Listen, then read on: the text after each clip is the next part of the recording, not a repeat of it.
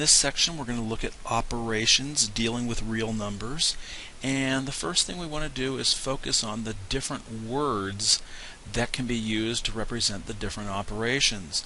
Now typically in a classroom I generate this list by taking volunteers and suggestions from the class, and that doesn't work too well here on this online video, so instead here I've already written these out, and you can pause the video if you want and just copy these down. I'd like to call attention to certain words. The 4 key words are in row 3 here, where we talk about the sum, the difference, the product, or the quotient of two numbers. Those are words that we use rather frequently. I'd also like to call attention to the word less.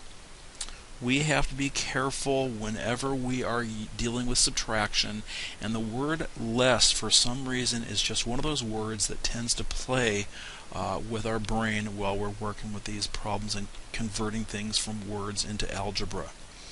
I'd like to call attention to the word perimeter, which means to add up the distances around a shape, down there on the bottom left, as well as the word area at the bottom of the multiplication column, because when we are finding the area, for example, of a rectangle, typically what we're doing is we're multiplying the length and the width, and multiplication is usually involved somehow. Once you understand these operations, you then need to be able to use them. When we want to write 6 more than a number, we can write 6 plus x, or we can write x plus 6. Notice that order does not matter when you're dealing with addition. What I do want to caution you here is to not write 6 more than a number that way, because this actually is represented by the phrase 6 is more than a number, or 6 is greater than a number. And the word is needs to be in there. Is usually refers to an equal to, but when there's an is more than or is greater than, that's what gives us the inequality. Since the word is missing from this phrase, we're not going to go with that approach at all. Now 6 less than a number must be written as x minus 6. 6 less a number, however, is 6 minus x. Now let's stop and look at these two. Notice how you cannot just read the sentence and see the word 6 and write a 6 down. 6 less than a number means you're starting with something else and taking the 6 away from it. Whereas 6 less a number, we're using the word less as a verb, saying take away a number from the 6 you already have there. Now I wish I could say that it's the word than that makes the difference, and in most cases it is, but that's not an in-stone rule, and just with subtraction we have to be careful.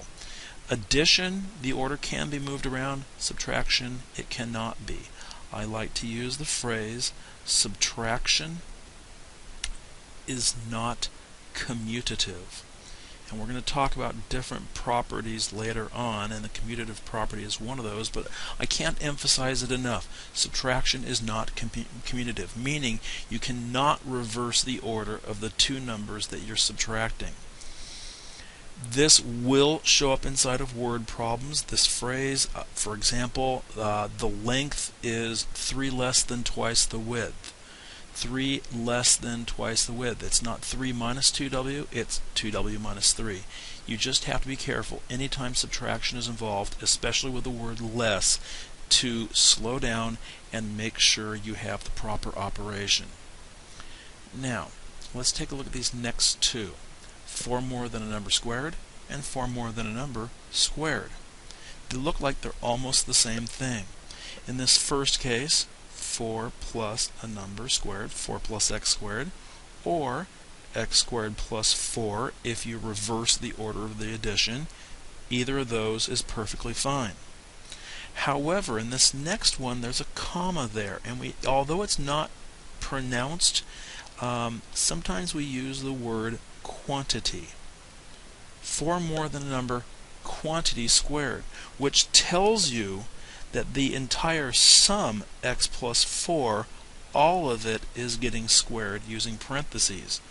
Or you could write 4 plus x, reversing the order inside the parentheses, quantity squared that way. Now they don't have to tell you quantity. That comma is sufficient.